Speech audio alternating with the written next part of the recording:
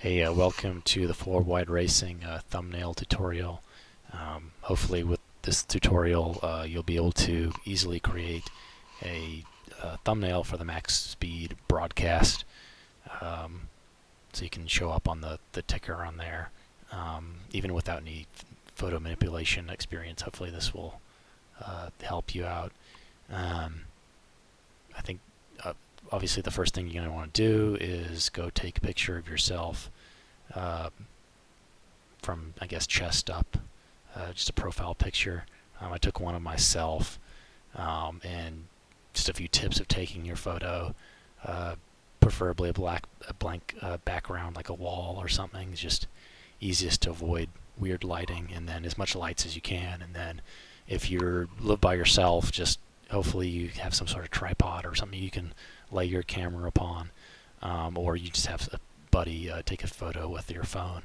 But try to get it as uh, level as possible. Otherwise, you could have some issues with it looking all slanted or something. But we can fix that. It's just easier if it's nice and straight, like my photo is right here.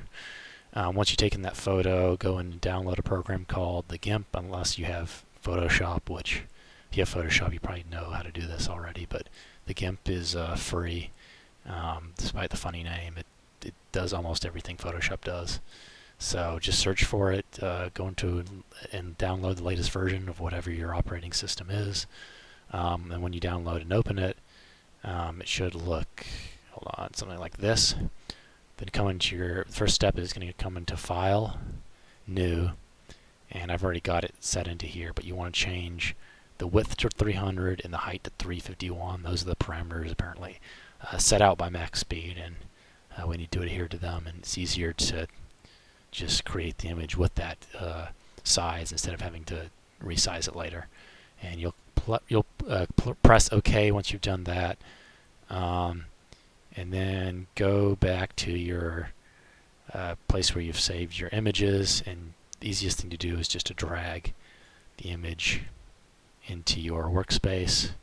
You can also go to File, I believe Import, maybe. I mean, you can do an open and then find that image and then copy it into your sort of into the portrait you're working on.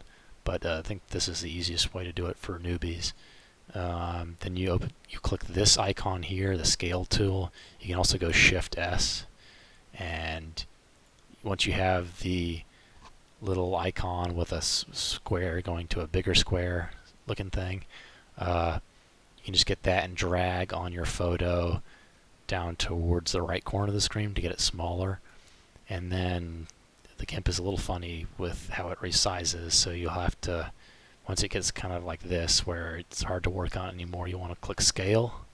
Then you'll press either M on your keyboard or click the Move tool and move it closer to the center. Then you'll go Shift S, or you open your Scale tool again, adjust it again, and then hit M again, and then just keep moving it until you kind of have it where you want it. So we're close to what it should be, I think, for the broadcast in terms of size.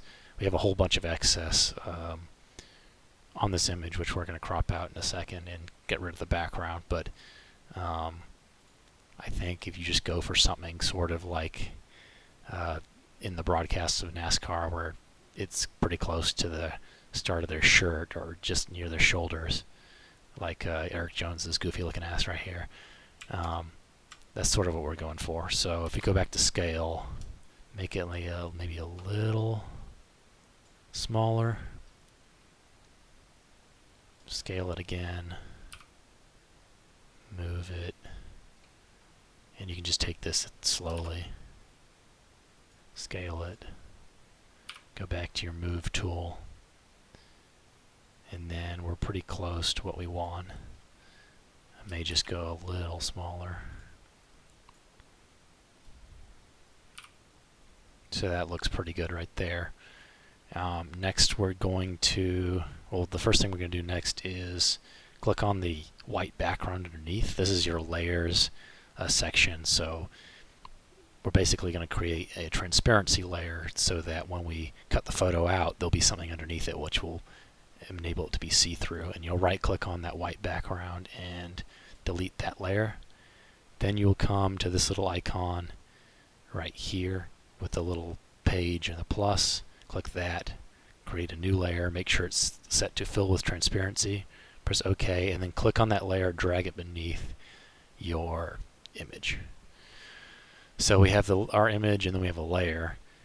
The next thing we're going to do is we're going to use the free select tool, which is also called the lasso tool in Photoshop, and we are going to cut out your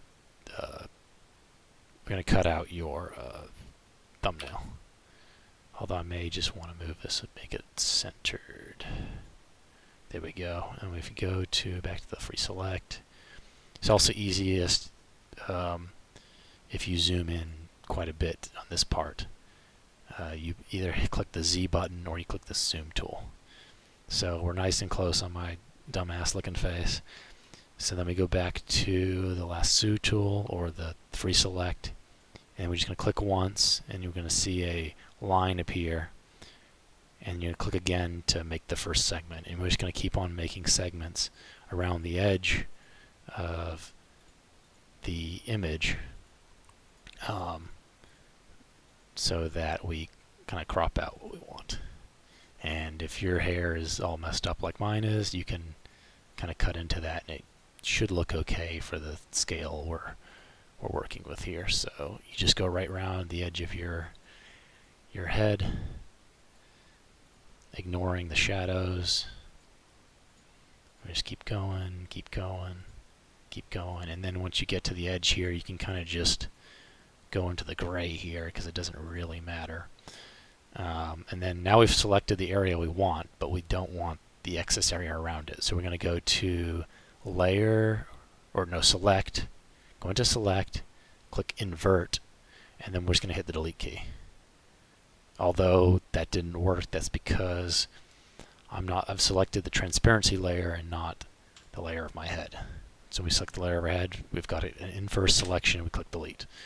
And now we have a decent approximation of what we want.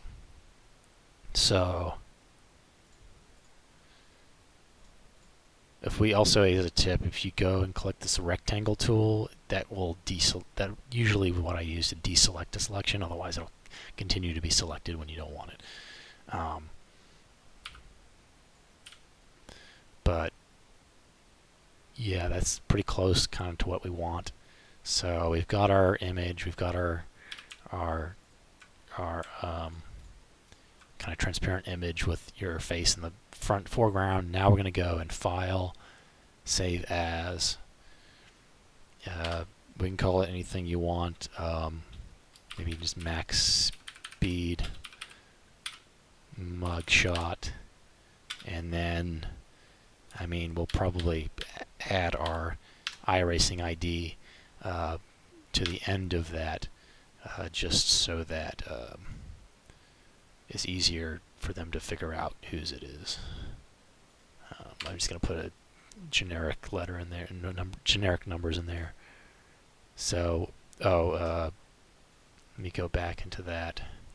Save as. Make sure, which I didn't do correctly, select by file type.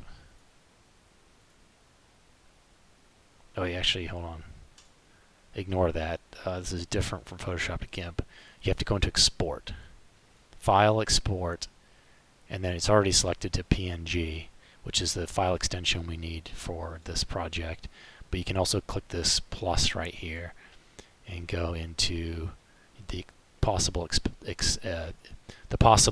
extensions available, and scroll down when you see PNG, and then select wherever you want to save it and click Export.